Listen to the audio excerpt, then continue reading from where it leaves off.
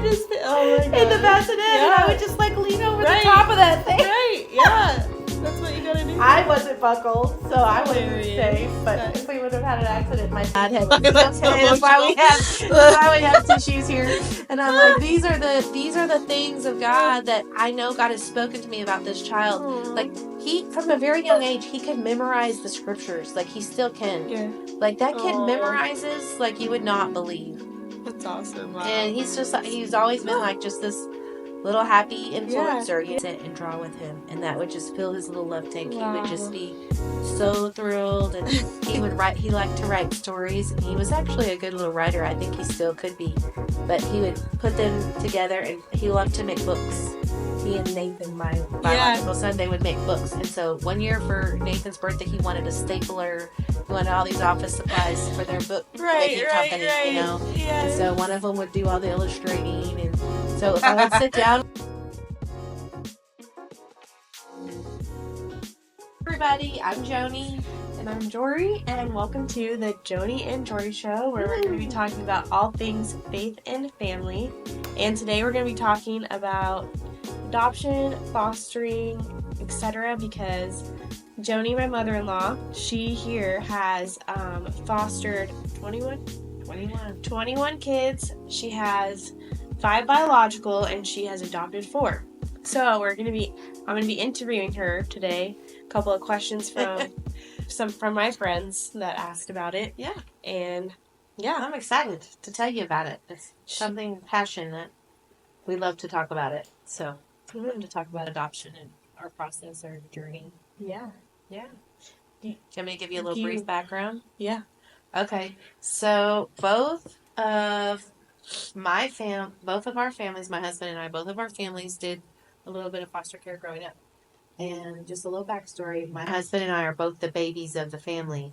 And so whenever I was 9 years old, my dad, he used to do a lot of like chaplain type things at our local hospital. We lived in a small town. And one day they came in and they were like, Pastor, can you come and pray for this little girl that is here? And I guess the whole hospital was like just kind of in an uproar, like they had never experienced a situation like this. But anyway, he said yes, and so he went in to pray for this little girl, and she was terrified of men, and she was only 2 years old. So I have a granddaughter right now that's 2, almost 3, and so I can totally like just, I just see it, I remember it happening to us too. I was like 9 years old. But anyway, long story short, this little girl, her mother's boyfriend had kicked her in the femur and broke her leg, and then they waited for several days before they brought her in. And she had been badly abused in other ways as well. And so, anyway, he prayed for her. And so when he left, he asked the nurse, he was like, so what's going to happen to her now? And they said, well, if we can't find a family, then we'll have to take her, then we'll have to give her back to her biological parents. And so my dad said, well, I'll call my wife. I'm sure we can take her. Yeah. And that's how it started. Now, this was back in the 80s, and they literally became foster parents overnight. I don't know how they did it. Wow. God just worked it out, all the red tape. And the next thing you knew, we were taking in a 2.5-year-old little girl with a full-on body cast, and who had just been totally traumatized. And that just changed our lives. Like, even my siblings' lives were changed, and she was with us for like 1.5 years, and we wanted to adopt her, but they really wanted her to go to a Spanish-speaking home because her family was Spanish-speaking. And so at that time, they were really about culture and wanting kids to stay in the same kind of culture that they came from. Mm-hmm. And so, like, we all begged and promised, we'll learn Spanish, we'll do whatever it takes, but they said no. And so she was adopted. In fact, we have wanted to find her. Like, we have tried really hard to locate her. And, like, I don't know. We just wish we could find out what happened to her. Yeah. But anyway, that was the beginning of it. And so, for my husband, he had a friend at school that he met, and one day he realized, like, hey, this guy's always wearing the same clothes. And I think he was in high school, like early on, like maybe his freshman year. And Anyway, he told his mom about him, and asked his mom, "Can I bring this guy home?" And she's like, "Yeah, you can." And so they had a big house at that time, and so, um, and he, like I said, he was the baby, so they were like, "Sure, bring him on." And so he started talking to him and everything, and he found out that he was like his mom had kicked him out, and his mom was on drugs, and he was downtown Fort Worth, and so he came home, and then Ricky's mom, my husband's mother, my mother-in-law, she began to advocate for him, and he needed some surgeries, and he was blind, and like he needed all of these things, and she just started loving on him and took him into their home and um, took care of him until he graduated from high school and helped him get the surgeries and medical care he needed. So that changed my husband's life. So then fast forward 2 years later, right before we're going to get married, we're having the conversation like, hey, these are all the things that I know God wants me to do when I grow up, So, like, are you going to be okay with this? Like, it's one of those kind of conversations. And so I tell him right away, I'm like, I know for a fact that I want to have a lot of children and I want to adopt children or foster children. Like, I might want an orphanage or two. Like, I don't really know. I just know that, God wants me to do something with children.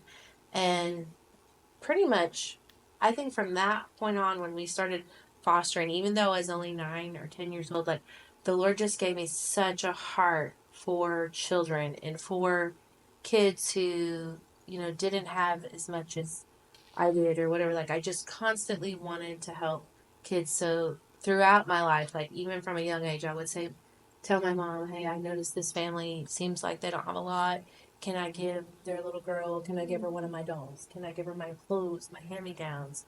Can I, I just wanted to give to these families. And I think that that's the difference it made in my life. And so going into this, those are the things we looked at. We were like, well, how did it affect us growing up? And we knew it changed us for the better. It gave us a bigger worldview of outside of our little bubble. We'll have to talk about the bubble sometime. We'll have to do a podcast on living in outside your bubble. Yeah. Because I think that's huge. Like we just get into these bubbles. But anyway, back to our conversation, pre-marriage conversation. I told him, I said, I'm gonna need to do this, and he said, that's okay because I'm all for it. He came from a larger family, and they had brought people into their home. My parents brought lots of kids after that. Lydia was the first one, and then moving forward, they just kept doing it until my mom was just physically not able to do it anymore. And so, yeah, that's how it kind of got started.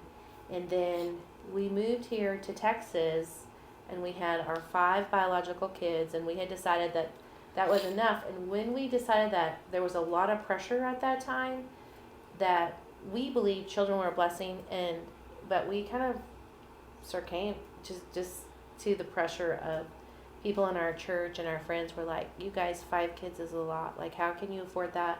How can you do that in this day and age? You're not the Duggars. When we were having kids, the Duggars were just, kind of coming out. And I wanted to be the Duggars. I wanted to have a bunch of as many kids as I could. And so, we just kind of thought, okay. And so we felt the pressure of that. How old are you guys then? Let's see. Ricky was 30 when Nathan was born. So your youngest, or your last and child, I was 28. Your 5th child. Our you 5th were 28. He was 30, and we already had 5 kids, and they were just right in a row. Okay. And we were loving it. Like, we loved them so much. Like, I loved every minute of it. If you had to tell me, okay, here's your timeline of your life, which part of it would you like to go relive? I would relive those moments. Aww. Because it was They were all little, like 5 under 5. So when they were coming, it was like 2 under 2, 3 under 3, 4 under 4, 5 under 5. And, I had the big double stroller, and it was so much fun. Back then, it was a Graco. Like, when I got the double deluxe, man, I was like, I am set. You could lift the seat up and then lay it down, and so it was like one big, long limousine of a stroller, okay? Wow, yeah. And so I would put all of them in there at the same time, like, so funny. Just line them up and say, okay, make room for your brother, yeah. Make room for your sister, whatever I was doing. And then I always had one in a pack, like, Yeah. on the front, the baby, the baby. Yeah. Or in on my arm, the carriers. Back then they were super heavy. Oh my goodness. So it was hard to carry the carrier back then, but I think you guys, they've come up. Yeah. So much better technology and yeah. car seats and things. But anyway, I should have invented the swivel one, because I would say it every day, like, why can't this car seat swivel? Especially when you're trying to like do 3 in a row, Right. Stuff them in the back of our little car. We had the tiniest little car. And then we had to get a big van, and we had number 4. We were like, we have to get a new car. We were just talking about that, like how, like you said, I think in the 80s was when they first started even having car seats that were like, I guess, mandatory for like everybody. Yes. And so you said Emily, your daughter, was in a lay down car seat. It was the Fisher-Price bassinet car seat. She was and like, I don't think they ever made it again. I don't know if it's still out there. It's probably was not safe. Looking back on it, I'm like, oh, thank you, God, that we never had a car accident or something, because she probably would have been safe. Lord, but you just barely buckle her in there. Like, I feel like, now knowing about car accidents and car seats, like, it would have, like, it could have slammed down, like, yeah. I don't know. I mean, it could sit up if you wanted it to, like it folded kind of in half where the feet were. Okay. And I wish I had a picture of it. Yeah, we'll have to put it on there. We'll have to find it. But yeah, when we moved from Montana down to Florida, Emily was only like a few weeks old, and so we laid her in that. That's why we bought it, so we could move and travel with a newborn. Yeah. And then I would get back there. You're gonna laugh. This is TMI probably for some people, but I would get in the back seat, and since I didn't want to unbuckle her because that wasn't safe, I would just lean over to nurse her. So she'd be laying down there. Oh my God. In the bassinet, and I would just like lean over the top of that thing. Right, yeah. That's what you gotta do. I wasn't buckled, so I wasn't hilarious. safe. But if we would have had an accident, my thinking was, oh, she'll be fine. Right, yeah. That is so funny. Okay, so sorry. That's tangent, okay. But great one. Going back to, so you had 5 biological, and that's when you're kind of like feeling the pressure to maybe say 5 kids. So our family, not our family, like my parents never said anything, and neither did Ricky's, because Ricky's mom, she had 6 births, and my mother had 5 births, and then 4 surviving, I guess, and Ricky's mom had 5 that were surviving. So neither one of them put pressure on us, but where we felt the pressure was from our like social circles and stuff, of people that we hung out with, and even the people that we were on staff with in ministry. Like, we just felt like, wow, this is, people would just make comments all the time. So I'd put those kids in that stroller, and they'd be like, are all these kids yours? And oh my goodness, you have your hands full. And I would just get so annoyed, because I'd be like, yes, they're all today. Yeah, they're all mine. And, obviously the Lord gave me really big hands. I can handle it, or whatever. It just, I was always put out with that, because I was like, what is wrong with you people? Like, this is what everyone should be doing. That's the way I felt. Yeah. I love and that. it is very biblical to have children and repopulate the earth, and the arrows, arrows in your quiver. That's the Bible says. Yes, right? And the blessing that they are. And also, I just think, there were days when I would cry out to the Lord, and I would be like, oh, Lord, this is kind of hard or whatever. And he would just remind me. He would always say, you're raising end-time warriors. Wow. And that when they got older and they were like in elementary school and stuff, I would tell them, like, you guys are end-time warriors. You're going to be end-time harvesters. When that great harvest comes in, right before the Lord comes back, like, you guys are going to be the harvesters. And I would do this with my arms. I remember saying, you're going to be out there winning souls. You're going to be going to the nations. And, little did I know I was prophesying. Yeah. I didn't even realize that my words were prophesying over my children.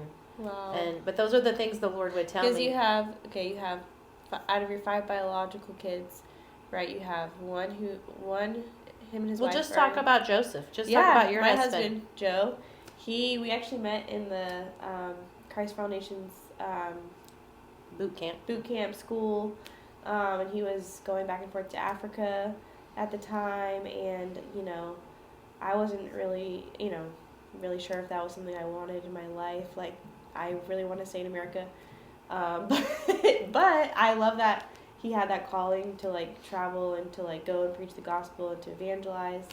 And then just meeting his family, like, wow, like, all of them are really going to the nations, really, truly, like what you prophesied, because Nathan and Sarah are in, they're in language school to go to Central America, and then some are in Vietnam, and so just like really wild how, you were right about that, and so anyways, but yes, that makes me think we'll have to do a podcast on this. We'll have to remember to go back and write these things down. But just on your words of what you speak over your children. Yeah. And I remember telling all of my kids, like, you are so smart, and you are going to do great things for God. God has put purpose on your life, and you are going to do great things. Just speaking the things of God over them without, I don't even know. I think probably from my mother could just make you feel like $1 million. Yeah. She would just talk you up, Aww. So I probably got that from her maybe, but and she would say wonderful things like that too, to them and to other people. I would hear her say, "My grandchildren are the smartest little kids," and sometimes she would say the funniest things. That little Jonathan, he's just too smart for his britches, stuff like that. His little britches. Aww. But anyway, yeah. So just speaking the words of God over them. But anyway, that's how it kind of all started. Was something that our parents put into us, and that was kind of our takeaway. Was there's a need that needs to be met, and if I can meet it, then I need to do that. Yeah. So now, fast forward, we've been married for a long time. We've moved all over the place, and we have come to Texas to plant a church. So this was back in 2008. And here in Texas, there was this big thing that happened in Waco, and I can't remember the name of it, but it was like a cult group or something. And they removed 400 children out of this like cult group. This was in 2008 sometime in the spring, if I remember correctly. And they were putting lots of commercials on the radio to become foster parents because the state of Texas needed homes for those 400 children that they had removed out of that situation. And so I said to a lady that had become my good friend, and she was attending our church. And so I said to her, "You ever wanted to do foster care?" She's like, "Absolutely. Like, I have dreams of adopting children." And so yes, let's do it. And so we both called that day. We were together in the car. We heard the phone number. We called that day. And then later, I remember us laughing, telling our husbands, "Hey, by the way, we did a thing," And so we both, one of us had a cell phone, and we were so excited. We just called them right up. And the papers came in the mail. And we called each other, "The paperwork came. Yes, I got mine." And we just got to work. And we got us licensed. We got licensed on the same day. With a foster agency that was local and that had done the commercial. And so we did that. We were licensed, both of us were licensed in June, and she right away got a child, a 7-year-old little girl. It was great. And by that time, all of those 400 children that we were trying to help got sent back. So whatever happened there, they worked it all out, and I guess they said it was safe for them to actually return back. Like, it was only like one person or whatever that they were concerned about. Okay. And I guess they worked it out. But that was the catalyst that said, okay, now's the time. The other thing that happened was during the recession, when we moved here from Florida, we were able to buy a house, which is a huge miracle story I'll have to share again. I keep saying this on another podcast. Yes, it's good. But because we have a lot of miracle stories that are so encouraging and really build your faith. But anyway, we were able to get this house, and it had only been lived in like 6 months. And it went into a foreclosure, and only the master bedroom had been lived in because the family who bought it, they divorced pretty quick after they bought it. And so the mother and the children didn't even live in the house, only the dad, and he only lived in the master bedroom. So the rest of the house was like brand new. There were no lines on the carpet, there was no furniture upstairs, like nothing. And it was like, I think it was 3,200 square feet or 3,600 square feet. I can't remember. Anyway, it was brand new, like it had just been built, had warranty, and it went into foreclosure. And the day it went into foreclosure, I saw it, and I was like, "That's my house, and it's in foreclosure. I can get this house." And everything just lined up, and we somehow miraculously moved into this 5-bedroom house. It was 2-story. fenced in backyard. Like, we moved in there with no money down. Wow. Like, it was a complete God thing. And so during that time, we were like, wow, we have a big enough house. Yeah. We had our 5 children, but there was plenty of space to do it. And actually, you don't need as much space as you might think. Like, I've met a lot of foster moms now, and I've been to their home, and they have very small 3-bedroom, 2-bath homes or whatever. You don't have to have, and I don't know what the exact square footage is now. Back then, it was like 40 square feet per person or whatever. So, like, there's you can make it work. Yeah, you can make it work. Yeah. It doesn't have to be, super great. Yeah. And, it's not like a model home for sure. Yeah. You don't have to have everything decorated because most of the time when you do foster care, you don't even know, am I going to get a boy or a girl? Yeah. But anyway, that's how it started. So the first step, if this is something that, you feel God has called you to and your husband is in agreement, do not do it if your husband is not in How agreement. did you guys work that out? Were you on the same page the whole he time? was like, okay, great. And so, he has to go to the trainings and they have to do fingerprinting, FBI fingerprints, like everything that you do. And then anybody over age 12, I think it is, in your house has to do it too. But, so it was a whole family thing. And we sat our family down and we told them what we wanted to do. And they were like, yeah, let's do it. All of our kids. And, they had to each of them get a TB test and they had to talk to, we got our, the home study done, they had to talk to the people by themselves. And we all knew, of course, they were going to ask us, like, do you spank? They want to, because you cannot spank a CPS child, child from protective. You cannot do that. And so I remember, like, just being so afraid, like, oh my goodness, what are my kids going to tell them? Are they going to, I had this fear, like, they were going to tell them something, because we definitely spanked our kids. Anyway, so I was like, oh no, they probably won't let us be foster parents because we spank or whatever. And I don't even know what our kids said, but they all came out of there laughing, and the lady was like, this is a great family, and you're approved, this is great. And I think we had to do one thing. I think we had potatoes on the floor in the pantry or something. She was like, no food can be on the floor. But, really it wasn't, I don't remember it being a big deal. Yeah. Like, they tell you exactly what you need to do, and we just did it all. Like, you had to have all the safety things, anything you would have for your children nowadays, all the safety plugs. And so we applied, and they approved us, and then we just waited. And eventually, I think it was like the end of July, they called us and they said, we have this baby who was born on leap year in February. She had multiple heart surgeries. And I think she was baby number 6 of the mom's babies. Wow. And she was preemie, and she was ready to be released out of the hospital. And she had been there since she was born in February. And so we said yes. And I remember when they brought her to our house, and we were just thrilled. And her little name was Chloe. I think they changed it when she got adopted. But anyway, we had her, and it was just like, wow. Like, my mother came, like, I had just birthed a baby, like, to help us adjust and help us do everything. And so it was really neat, and we loved it, and everybody loved it. And then she was a newborn. She was a newborn right out of the preemie unit, Wow. out of the NICU. So it was really, all the same feels, of bringing home this baby. Yeah. And we didn't have her very long. And their family that had adopted some of the other children found out about her and wanted to see her. And I knew it. I knew the minute I drove her and I met this other mom that had adopted the other kids. I heard the Holy Spirit say, yep, this is not your baby. You're not keeping this baby. Right.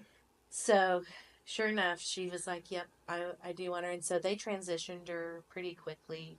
After that, I think we had her a couple months, 2 or 3 months. And so when she left, we were all just heartbroken, like, Yeah. And so we all sat down and we wrote her a letter and sent the letters with her just to have closure and, like, letting her know about her first family. Aww. What these first moments were. I know. It was so sweet. She was only 7 pounds. Oh my God. 7 pounds, and she had been born the end of February. So March, April, May, June. Whoa. We got her in July. Like, she was like 4 or 5 months. That's so She was sweet. so sweet. So precious. So that was your first experience. That was our first experience. Wow. And then it made you want to do more, even though it was heartbreaking. Yeah. Oh, to leave her, to have her go off to the first is always the worst. But, we, right away at the beginning, we told ourselves, this is a God thing. Yeah.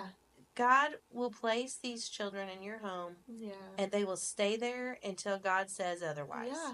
Yeah. And so no matter what they would say, throughout the whole time that we did it, I would always go back to that. When I would start to worry or fret or be sad about it or whatever, I would just say, this is the Lord's doing. And these children will be with me and my family until the Lord says something else. And that worked for us. Yeah. And each time we would do something to say goodbye, to bring closure. Yeah. Yeah. I wish I would have kept the letters instead of sending them. Right. Save a copy at least. Saved a copy so I could show the kids, like, look at how sweet you were, Wow. But we did wait. When we talked about doing foster care throughout the years, because, we talked about it before we got married. And then when we did it, when we finally took the plunge and got our license, our youngest child I knew he was about to turn 10. Okay. So we felt like that 10 years old, because I was 9 when my family first started. And so I thought, okay, a 9-year-old or a 10-year-old knows a lot. Like, especially nowadays. They can understand. And so everything we did in the foster care realm, like when we would get the call, we would sit everybody down. We'd say, okay, guys, here's the scoop. And I would tell them everything that the CPS said. Let's pray about it and ask Jesus, should we say yes? And so we would say yes. And then there was only one time that we said no. Okay. Of all the times. But there was one time and all of us said no immediately. We were all like, no, that is not a good idea. No. And it was a child he was 10 years old. And then the sister, I think, was younger. But he was really large. Like, he was tall and he was a big 10-year-old. And he had problems with females, and that's why they were removing him. He beat his last foster mom up. Oof. And so we went ahead and we asked everybody. We told them, like, we could take this on. Like, some of our kids by that time, were young teenagers, like 14, and I had some big boys, Yeah. And I thought, well, maybe we could teach him in lessons. Like, we can't spank him, but these boys, they're just boys. They're getting into a little scuttle here. The brothers are going to kind of show him. Show him up. Like, don't talk to my mom that way or whatever. But then, once we all prayed about it, we were like, no, this is not safe. No. And we've got little girls here. And we weren't going to risk it for that. And they were able to find somebody else to take him that was a much better fit. Yeah. And so it was better for him too.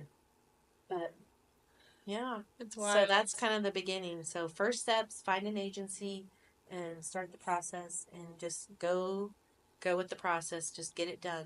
Yeah. Wow. But you have to pull out your marriage license, your driver's license. You have to get FBI fingerprinted. You have to get a home study done. They come and, look up throughout your house. It's got to be safe. If you have a pool, there's lots of rules. Like, if you have a pool, you have to have a fence around it. You have to have locks at the top of the outside doors. Like, everything to keep the kids safe. There are a big question people ask are about dogs. There are certain breeds of dogs that are not allowed. So if you're into pit bulls and those kind of aggressive animals, kids have a lot of trauma from dogs, believe it or not. Wow. I don't know what it is about people who are having a hard time in life. Why do they have dogs and pit bulls and, like, aggressive dogs? Like, I don't understand why they do, but they do. So there's a lot of trauma from that. So they just don't want you to, if you're going to have a dog, it's got to be a really family-friendly dog that's good with kids. Yes, I have trauma from dogs. Tell me about it. Well, one killed my cat as a kid. Oh. The next door's neighbor dog was a pit bull, killed our cat. And I've seen other pit bulls attack members of my family, my cousin. So I know that it is how you raise them, but, some breeds of dogs are just more friendly. And some are a little more not. So are they aggressive or jealous or... Yeah, so... Anyways, I know that's a big debate. People love their pit bulls, but... Yeah. People a golden doodle and a pit bull. Fight it. Yeah. You different kind of dogs, but My sister one time got a little collie. I think it was a collie dog or something. It was the kind that herd sheep. I can't remember. Yeah. And it would go around and it would bite the backs of her kids' feet all the time, like trying to herd the kids. Yeah. And so it's always biting the backs of their legs and their feet. And so finally they all cried and said, "We don't want a dog. We can't take this We don't anymore." want to be, yeah, get rid of the Sometimes dog." it's just innocent, but kids can respond differently to Yeah. that, you know? Yeah. But anyways, But talking about okay, breeds of dogs. Yeah. Good. But yes. so I'm gonna ask you a couple questions from Okay. from my friends, and you can loop back around to if something comes to your mind. But so a friend specifically asked, Tanya. She asked, so, and this may have, I don't know how much things have changed, since Yes. you started, and I don't know if you know like all the new changes or if there are a lot of different things, but you can share those. So she said, my husband and I are very much considering adoption or fostering to adopt, and I'd be very curious about funding for adoption. It is ridiculously expensive. So I don't know if you want to. Yeah, sure. So all of our 4 kids that we adopted were completely free. Okay. We didn't pay anything for their adoptions. The only one that cost us any money was our son Armando. His dad kind of came out of nowhere, and his dad's family, and they wanted him. They decided on, and we had him twice. So the first time we got him at 9 months, and then he left me at 21 months. Okay. And we stayed in contact. We helped his biological mother and father, and we stayed in contact with them for a little while, and then we lost contact with them when they kind of went off the edge. Are we good? Oh, are we good? I think we're good. Okay. Sorry. And so, long story short of it, he comes back into care, and he was almost 4. So he came back into care when he was like 3. So he was out of our house like a year and a half. I think it was about 18 months. Trying to think. Okay. So then when we got him back the second time, we had to kind of fight for him because we had other kids in the house by now, and there's a limit. Like, they're not going to let you just have a house full of 20 kids. Right. Like, some people have these crazy ideas about foster homes because of TVs or movies like Little Orphan Annie, Miss Hannigan, that is not in any way true or valid. Like, those are all, there are some foster homes obviously that are bad. I mean, probably people are bad. Yeah. We live in a sinful world, but there are a bunch more that are awesome and good. And like, I don't know. I feel like it's really improved, over the last 20 years. Yeah. But so I think there's a lot of kids having a really great experience. So anyway, that time. Okay, so then when it came down to it, Mom was missing in action. Like, we didn't know where she was. And so they had already taken away her rights because she just did not show up to court. So they said, well, we don't know where she is. She's not showing up. She knows about this. Like, she should be here, and she's not. So they took her rights away, and they gave Dad an opportunity to, so he and his family said yes, that they wanted him. And so I had to get a lawyer, and I had to mediate. And we hadn't heard a lot of good results. Like, mostly they say no. Yeah. They always want to with the family. Reunite with the family. Yes. And so we got a lawyer, and what we did is at that time we just, of course, we didn't have that kind of money to pay for the lawyer, and she gave us a really good deal. Like, she was like, okay, I'm going to help you guys, and $3,600 is what I need for this first thing. Yeah. And we said, okay. And so that was a lot of money back in, let me think when that was, like probably 2009 or 2010. Yeah. 11, I don't even know. Could have even been further than that. Can't think of that. I don't know the dates. But anyway, so we sent out an email to all of our friends and family, and we're like, hey, this is what we're doing. We don't want to pressure anybody. We can't even believe we're asking you. But if you wanted to and you could you help? Yeah. And within 24 hours, we were sending out another email saying, stop. We have more than enough to get us through this first part. Yes. Thank you so much. Like, it was unbelievable. People just were like, absolutely. And everybody and anybody who had ever met Armando was like ready to fight for him. Yeah. Yes. Yeah. He was the cutest and funniest little boy, and everyone just fell in love with him. Yeah. And they still do. Like, yeah. He's very popular. Yeah. Social, very happy. Yes. And so, yeah, we went to court, and then, of course, in the middle of the mediation, the judge that was there, and it was different than like in a courtroom. It wasn't in a courtroom; it was in this big room. They had the judge at the end with her like podium and her little thing, her gravel, I guess. Yeah. And then they had the families on each side. So it was us and our CPS worker, Yeah. Armando's CPS lawyer, like all of our people on this side, and on that side were all of his people. So the state gave them a lawyer, and Wow. the Yeah. grandma and his father and all their people in the state was on that side. Right. And when they sat us, his father was sitting right across from me. And so they said, the judge said, okay, we've done the mediation. And they talked to both parties separately. Then they come together, and then the judge decides. And they granted guardianship back to his biological father.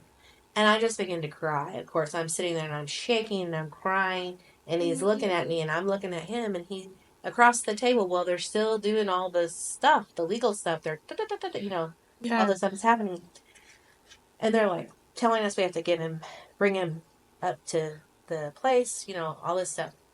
And I just look at him and he says to me, like, why are you crying?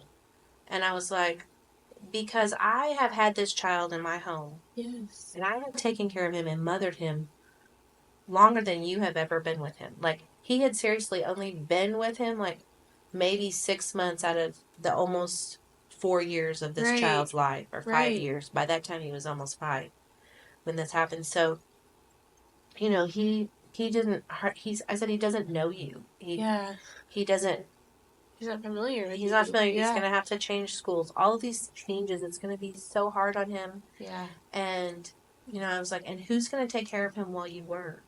He didn't have a job. He didn't have a car seat. He didn't have a bed. Yeah. He didn't have anything. And we were just having this conversation. And I'm just still weeping, like sobbing. And then he was like, we just need to talk. And I was like, yeah, we do. And so this is still like we were in our own bubble. Right. We stand up and we like walk out. And my husband stands up, follows me out. Ricky just follows me out. And by the time we get like by the door, the CPS, the judge, everybody's like, hold it, what's happening? Where are you two going? You can't just get up and walk out. Like, what's happening? Yeah. Biological dad, foster mom, foster dad's following behind. Lawyers are going cuckoo. And so he just turns around and he says to the group, he said, I just need to talk to her. Yeah. And so the judge said, okay, CPS, can we give them a room or something? Is there somewhere where they can talk? They literally unlocked like a broom closet. It was like a storage closet. I'm not kidding you. There's like boxes, cleaning supplies, brooms, hilarious. And we're all three of us like are in this very small space. Right. And so I just asked him, I said, what are you so afraid of? Yes. And it was totally God. And he was like, I don't want to be a loser dad. And I was like, you're not going to be a loser dad. And I just start weeping. I'm like, we are going to honor you. This is what we're going to teach Armando, that you did the ultimate sacrifice by letting him stay with us so the purposes of God could be fulfilled in his life. And I just like prophetically speaking over Armando and how that God had. That's why we have tissues here. And I'm like, these are the things of God that I know God has spoken to me about this child. Aww. Like, he, from a very young age, he could memorize the scriptures. Like, he still can. Yeah. Like, that kid memorizes like you would not believe. That's awesome. Wow. And he's always been like just this little happy influencer. He has a big influence on a lot of people. Anyway, and so we tell him that, and I said, I promise you, we will honor you. And he said, okay. I'm gonna give him to you. All right. Wow. So we walk out. That whole thing, like, and my husband like embraces him, and they're sobbing together. And my husband's like praying over him, and it was just amazing. I love that. And so we walk out, and the two CPS people are there, his person and my person. And he said, I want the Franklins to have Armando. And so they said, okay. And then they said to us, go back and sit down. Don't say a word to anybody. Just don't say a word. And I said, okay. Right. And of course, I'm still, makeup, mascara, streaked all over. I'm a big mess. So we go sit down, and everyone's asking us, our caseworker or everybody's like, what's going on? And I'm like, he said not to say a word, just to sit down. And so the whole time I'm like praying. I'm in prayer mode. like, I'm all right. Jesus, Jesus, you know, and I'm praying, and Ricky's praying, and the lawyer for him comes out. His name was Jesse Hernandez. I think he's a judge now. Anyway, he comes back out and he's like, change of plans, everybody. And he starts clapping and he starts throwing out these packs of papers and he's like, biological dad has given rights over to the Franklins. Now we're moving into adoption mode for Armando Franklin to be adopted. It was that fast. Wow. And everybody was like, what? And then the whole place just erupts into like mass chaos as people are like trying to figure it out. The judge is like hitting the thing, like I'll never forget it. And then me and Ricky are just sitting there going, thank you, Jesus, thank you, Jesus. Right. We were in such shock. Right. Looking back on it, like, I can't imagine. It was like a God moment. Like, yes. And it was just me and Ricky and God, like thanking him for this massive miracle, this precious life that we knew would be changed forever. Yes. And so it was just amazing. So that's a whole nother podcast in itself to go into. Because that's like one of the things people say is like, this process can take so long. There's so many delays. Yes. It's like, that, it's so that sounds true. Like you had so much favor and like this grace. And this is a period of years. Like from the time I got him the first time until the time he was adopted. Like I got him in 2008. Okay. In the fall of 2008. And then he was adopted in 2012. Okay. Or 13. Could have been 13. Wow. So he was already 5 years old by the time the adoption was finalized. Right. So that is the process. But once like the parents are like, yes, like we want this. Yes. That's like totally. So then what got me through all those years, even when he went away and when he came back, it goes back to me telling you that this child is going to be here in my house as long as God says he is. Yeah. So even if he goes away and God wants him in my house, he's going to come back. Yes. And that just set the tone for everything that we did. We just knew God had a plan. Yeah. Every day of his life. And why he had to go, I don't know. Yeah. I don't know why that happened. Yeah. But then here's how we got Sophie. So not long after, just a few short months. That's his sister. Yes, because they're biological sister and brother. They had the same mom, different dads. So I knew I had a dream about Sophie. The Lord gave me a dream. I saw her in the baby bed with her little black hair and this cute little baby. And all the church ladies were standing around the crib. And, of course, it was that same voice. Are you sure you want to do this again? Are you kidding me? You're going to adopt another child? You can't afford that. All the fears, all the things. Even in my dreams. Wow. It was all my friends around the crib, like, saying that. And I was saying, yes, how could I say no to this precious life? Look at her. I can't say no to that. And that was my dream.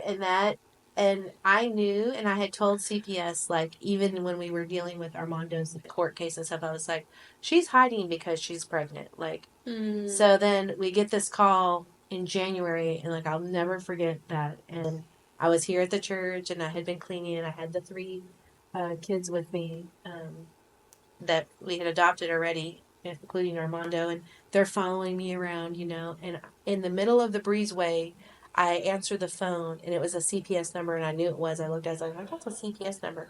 So I answered the phone, and she said, Mrs. Franklin? I said, yes, this is she. And the lady said, do you know? And she named the biological mom. And I went, where's my baby girl? And I just started bursting into tears. You knew, yeah. And she was laughing, and she was like, how did you know? How did you know? And how did you know it was a girl? How did you know? Wow. And I said, I told you. I had a dream. I knew it. I told you.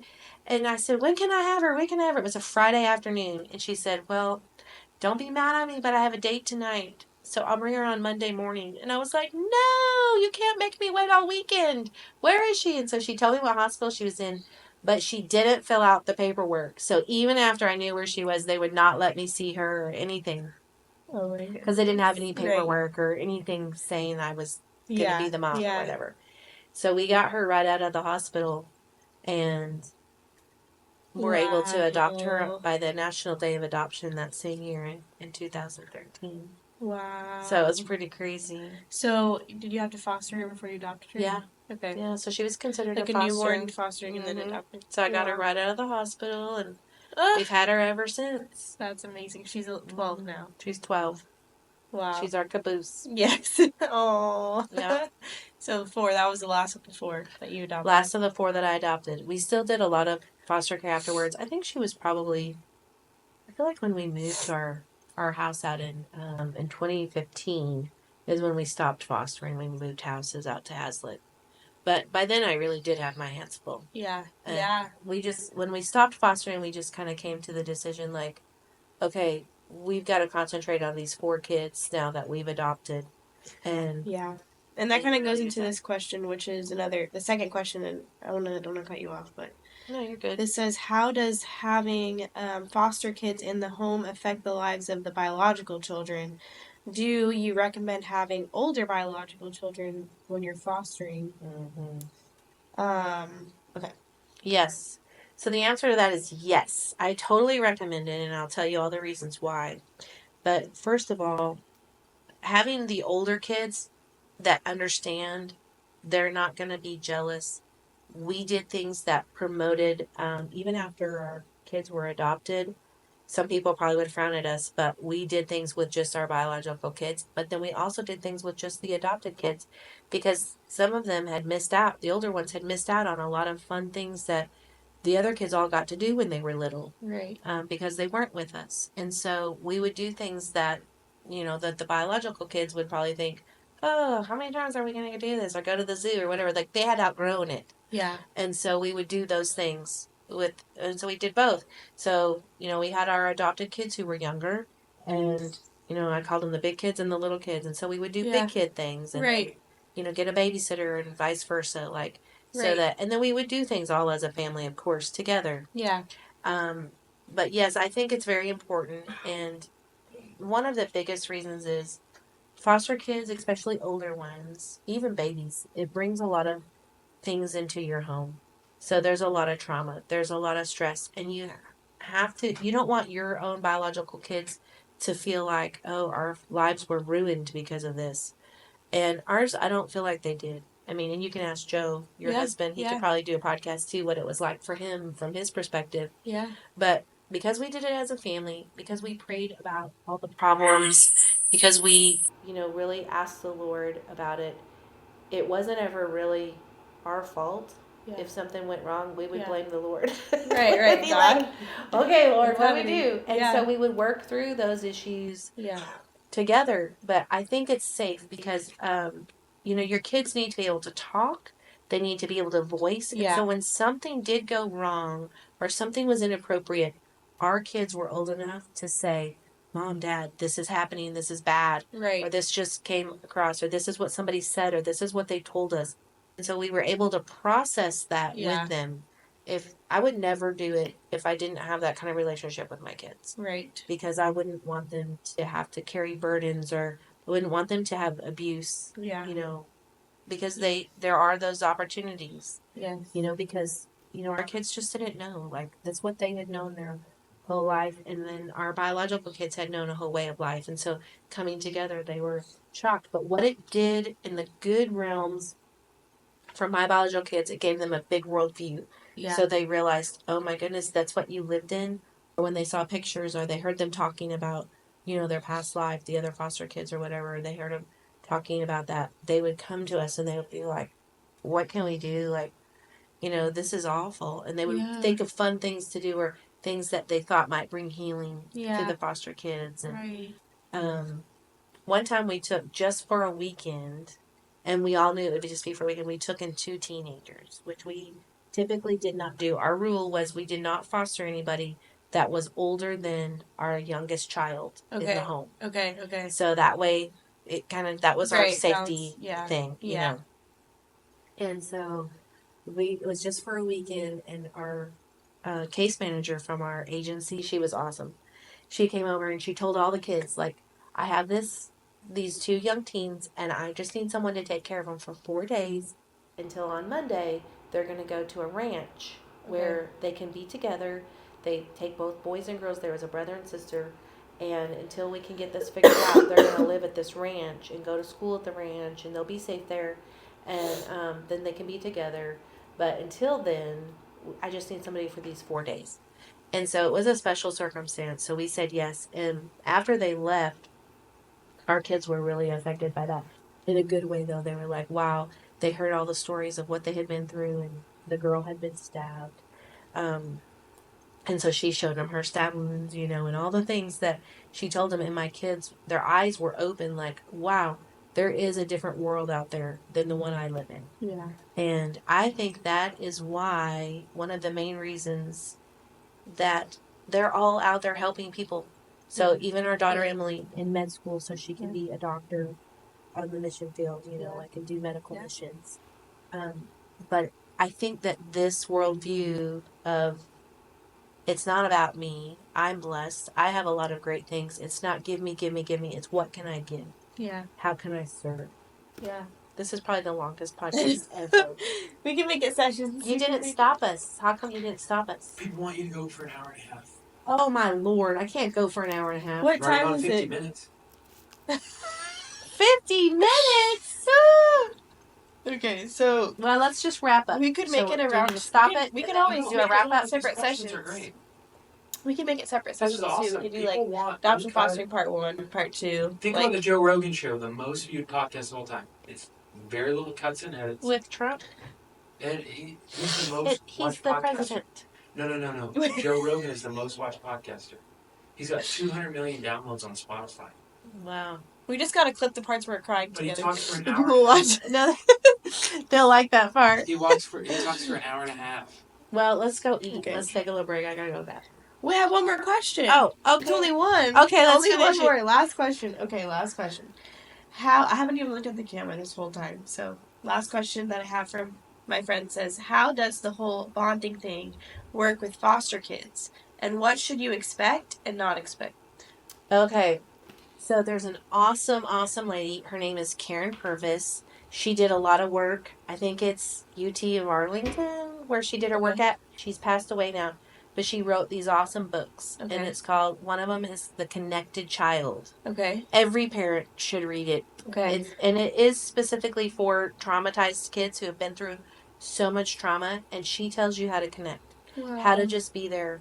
How to be there for the trauma. How to handle the trauma. And so we went to her conferences that she did. We've read the book over and over. There was a separate book specifically for Christians that you could pray over your children. And then from that I started researching other things. And so we read books about healing hearts and what to do. But everyone, they had a basic thing. There was a theme that was in every one of the trauma books and the different conferences and things I went to. It was about connection. If you can have a happy, joyful memory together, that the more happy memories you make together, they outweigh all the bad memories. And so we would just purposefully, we had to be very, very intentional at making those bonding times. They come very natural with your biological children. Nursing a baby is one of the best things you could do. If I had it to do all over again, I probably would have tried to figure out a way to nurse Sophie, because I think that would have made the difference in her life, Right. And at the time I wanted to, I had the to try to figure it out, but then I just didn't, because I thought, oh, she's a foster baby. Yeah. Right. You don't know what you're Yeah. gonna, I don't even know how that works, if that's allowed. But You're like, this is I read a scripture today, and I think it was in Psalms. It was Psalms. It was 22. Psalms 22. It's really talking about Jesus' death. But in there's a verse, and it says, you taught me to trust you while I was nursing at my mother's breast. That verse right there got me. And I was like, wow, you teach your children to trust when you're feeding them, whether you're feeding them a bottle or nursing. Yeah. But and we used to talk about, my girlfriend and I, my bestie, we would say, breastfeeding it's made from heaven. You have to sit down. You cannot shove, you don't ever put a bottle in a baby's mouth and prop it up. I'm going to spank you if I find you do that. You pick that baby up. You hold that baby. You've got that bottle. You can put it on your chin, and you're rubbing their little head. You're making eye contact.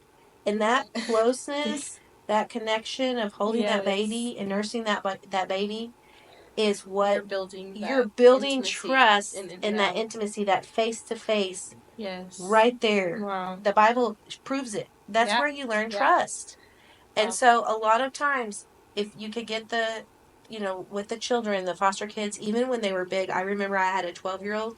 She was the sweetest little girl, and her little brother, he was 5, and I was holding her little brother. He liked sitting on my lap, and he loved for me to read him books.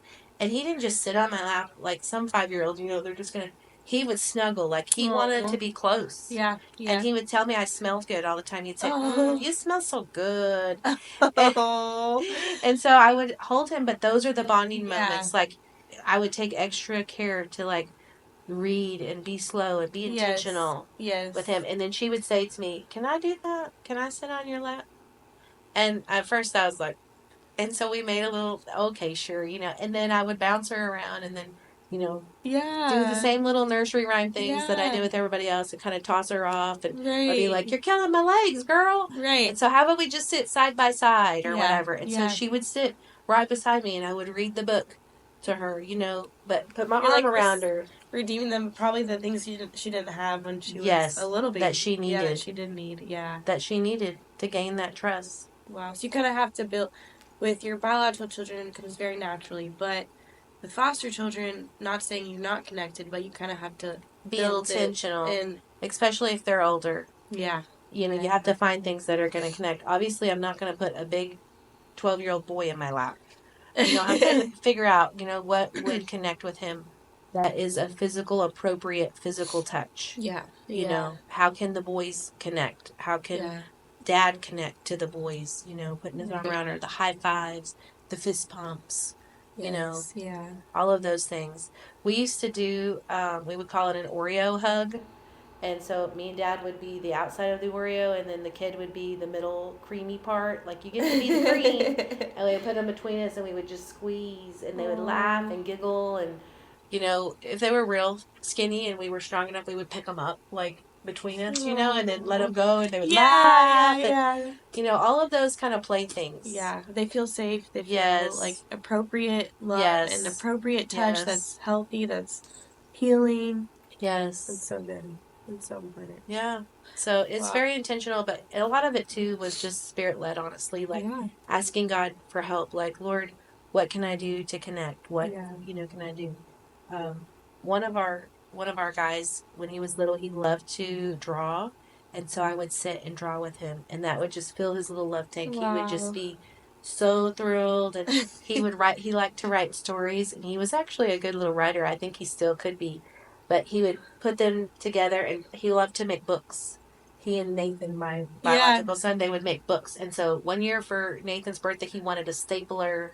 He wanted all these office supplies for their book making company, Yes. And so one of them would do all the illustrating. And so if I would sit down with them, and I would staple with them and color and cut, and they would finger knit and put clothespins or paper clips together in these long chains, like, just sitting there doing that with them. Creative. That was just so connecting for them, and just meant a lot. That I would do that to take the time out. Just your presence. Mm-hmm. I love that. Yeah, that's amazing. Well, this has gone very long, but yes, it has. But it's been really good. So yeah, well, maybe we'll cut it up. Maybe we'll leave it as one session. But anyways, we just wanted to let you get let me just kind of close down. Yeah. This is our verse that we use for the foster care just through that time. The Lord gave it to my husband right at the very beginning. And it was sort of the verse in his devotional time that the Lord gave him it was the okay to go ahead and adopt. Yeah. That this was what he wanted us to do. And so after this, he was like, fight, he's going to fight for those kids. Committed, And it's Psalm 68:6, and it says, God places the lonely in families. He sets the prisoners free, and he gives them joy. I know. The lonely in families. Yes. And the prisoners free. Think of what a prison, sometimes that lifestyle is. Right. And to be drawn out of that by the Lord himself. Yes. To be set free and gives them joy. Yes. And it is such a joyful experience. Even, the joy far outrides all the heartache. Amen. So, Amen. Well, that's an awesome way Amen. to end. Thank you Okay. guys for watching. Make sure to Now it's me subscribe getting the if you Kleenex. haven't subscribed. And we'll see you next time. Joe.